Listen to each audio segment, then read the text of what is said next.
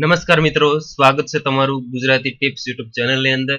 તો મિત્રો, આ વિડીયોની અંદર આપણે ફેબ્રુઆરી 2019 ના તમામ મુખ્ય કરંટ અફેર્સ વિશે આ વિડીયોની અંદર આપણે વાત કરીશું। તો પહેલો પ્રશ્ન છે, તાજેતરમાં કયા ગુજરાતી મહિલાને પદ્મશ્રી પુરસ્કાર 2019 થી સન્માનિત કરવામાં આવ્યા છે? તો જવાબ છે મુક્તાબેન ડગલીને। 2, ગુજરાતના કયા લોક કલાવિદને પદ્મશ્રી પુરસ્કાર 2019 થી સન્માનિત કરવામાં આવ્યા છે? તો મિત્રો શ્રી જોરાવરસિંહ જાદવને। નંબર 3, ગુજરાતના કયા પ્રસિદ્ધ આર્કિટેક્ટને પદ્મશ્રી પુરસ્કાર 2019 થી સન્માનિત કરવામાં આવ્યા છે? તો જવાબ છે મિત્રો બિમલ પટેલને। 4, ગુજરાતના ભાવનગરમાં જન્મેલ કયા પ્રસિદ્ધ ચિત્રકારને પદ્મશ્રી પુરસ્કાર 2019 થી સન્માનિત કરવામાં આવ્યા છે? તો મિત્રો જ્યોતિ ભટ્ટને। 5, ગુજરાતના કયા વ્યક્તિને રોગન પેઇન્ટિંગ કળાના સંરક્ષણ માટે પદ્મશ્રી પુરસ્કાર 2019 થી સન્માનિત કરવામાં આવ્યા છે? તો મિત્રો જવાબ આવશે અબ્દુલ ગફુર ખત્રીને। 6, ગુજરાતના કયા ખેડૂતને પદ્મશ્રી પુરસ્કાર 2019 થી સન્માનિત કરવામાં આવ્યા છે? તો જવાબ છે વલ્લભભાઈ મારવણિયાને। 7, કયા ગુજરાતી પત્રકારને પદ્મશ્રી પુરસ્કાર 2019 થી સન્માનિત કરવામાં આવ્યા છે? તો જવાબ આવશે નગીનદાસ સંઘવીને। 8, ગુજરાતના કયા વ્યક્તિને વ્યાપાર અને ઉદ્યોગ ક્ષેત્રમાં પદ્મ વિભૂષણ 2019 થી સન્માનિત કરવામાં આવ્યા છે? તો જવાબ આવશે અનિલ કુમાર મણિભાઈ નાયકને। 9, દક્ષિણ આફ્રિકામાં નાણાં મંત્રી તરીકે સેવા આપનાર કયા વ્યક્તિને પદ્મ વિભૂષણ 2019 થી સન્માનિત કરવામાં આવ્યા છે? તો મિત્રો જવાબ આવશે પ્રવીણ ગોર્ધનને। 10, તાજેતરમાં નિધન પામેલ કયા ભારતીય પ્રસિદ્ધ પત્રકારને મરણોત્તર પદ્મ વિભૂષણ 2019 થી સન્માનિત કરવામાં આવ્યા છે?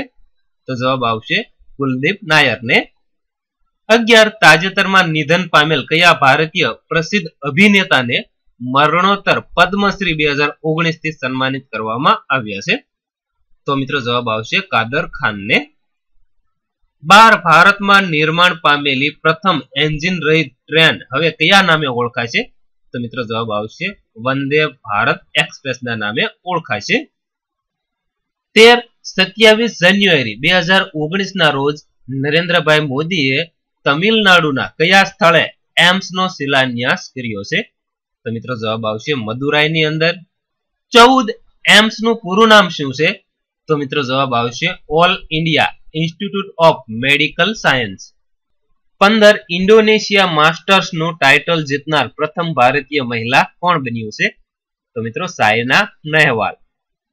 16, ઓસ્ટ્રેલિયન ઓપન 2019 નું આયોજન ક્યાં થયું હતું? તો મિત્રો મેલબોર્નની અંદર। 17, ઓસ્ટ્રેલિયન ઓપન 2019 નું આયોજન ક્યારે થયું હતું? તો મિત્રો 14 થી 27 જાન્યુઆરીના રોજ ઓસ્ટ્રેલિયન ઓપન 2019 નું આયોજન થયું હતું। 18, ભારતમાં શહીદ દિનની ઉજવણી ક્યારે કરવામાં આવે છે? તો મિત્રો ભારતમાં શહીદ દિનની ઉજવણી 30 જાન્યુઆરીના રોજ કરવામાં આવે છે। 19, કોની પુણ્યતિથિના દિવસે ભારતમાં શહીદ દિનની ઉજવણી કરવામાં આવે છે? તો મિત્રો મહાત્મા ગાંધીની પુણ્યતિથિના દિવસે ભારતની અંદર શહીદ દિનની ઉજવણી કરવામાં આવે છે। 20, 30 જાન્યુઆરી 2019 ના રોજ રાષ્ટ્રીય નમક સત્યાગ્રહ સ્મારકનું ઉદ્ઘાટન ક્યાં કરવામાં આવ્યું છે? તો મિત્રો નવસારી જિલ્લાના દાંડી ખાતે 30 જાન્યુઆરી 2019 ના રોજ રાષ્ટ્રીય નમક સત્યાગ્રહ સ્મારકનું ઉદ્ઘાટન કરવામાં આવ્યું છે। 21, રાષ્ટ્રીય નમક સત્યાગ્રહ સ્મારકનું લોકાર્પણ કોના હસ્તે કરવામાં આવ્યું છે? તો મિત્રો નરેન્દ્રભાઈ મોદીના હસ્તે કરવામાં આવ્યું છે। 22, સાઉદી અરેબિયા અને સંયુક્ત આરબ અમીરાતે ડિજિટલ કરન્સી લોન્ચ કરી તેનું નામ શું છે? તો મિત્રો સાઉદી અરેબિયા અને સંયુક્ત આરબ અમીરાતે ડિજિટલ કરન્સી લોન્ચ કરી છે, તેનું નામ છે અબેર। 23, તાજેતરમાં ગુજરાતમાં મોંઘવારી ભથ્થાનો દર વધીને કેટલા ટકા થયો છે? તો મિત્રો 9% જેટલો થયો છે।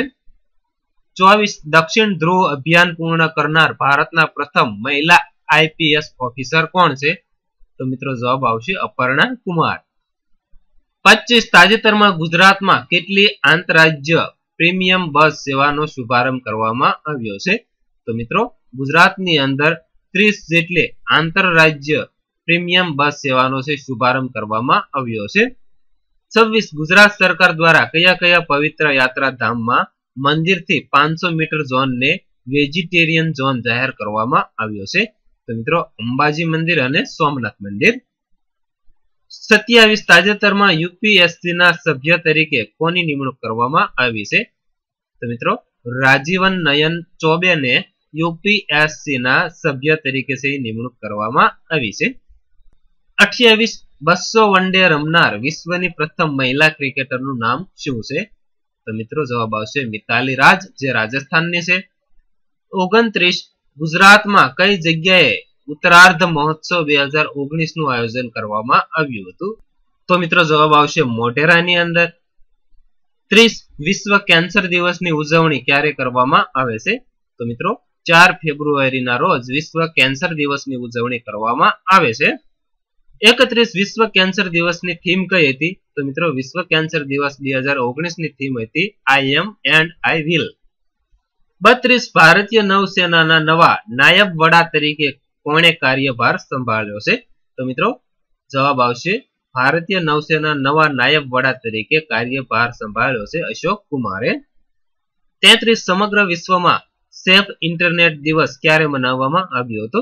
તો મિત્રો સમગ્ર વિશ્વની અંદર 5 ફેબ્રુઆરીના રોજ સેફ ઇન્ટરનેટ દિવસની ઉજવણી કરવામાં આવી હતી. 34 તાજેતરમાં નાસાના ટેલિસ્કોપ હબલ દ્વારા શોધાયેલ આકાશગંગાનું નામ શું છે? તો મિત્રો જવાબ આવશે બેદિન નંબર 1. 35 તાજેતરમાં ઇસરો દ્વારા વુમન સ્પેસ ફ્લાઇટ સેન્ટર એસએસએફસી નો કઈ જગ્યાએ શુભારંભ કરવામાં આવ્યો છે? તો મિત્રો જવાબ આવશે બેંગલુરુની અંદર.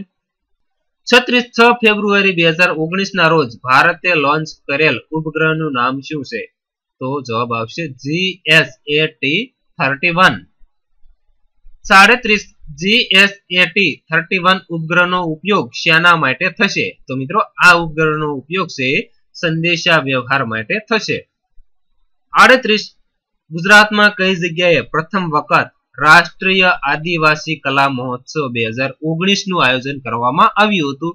તો મિત્રો જવાબ આવશે દાહોદની અંદર.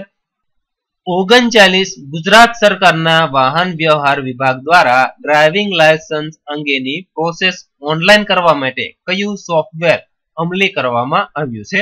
તો મિત્રો જવાબ આવશે સારથી 4 નામનું સોફ્ટવેર. 40 ભારતના કયા રાજ્યના બજેટમાં દરેક દુલ્હનને 1 તોલું સોનું આપવાની જાહેરાત કરી છે? તો મિત્રો આસામના બજેટની અંદર. 41 સૌરાષ્ટ્ર યુનિવર્સિટીના નવા કુલપતિ તરીકે કોની નિમણૂક કરવામાં આવી છે?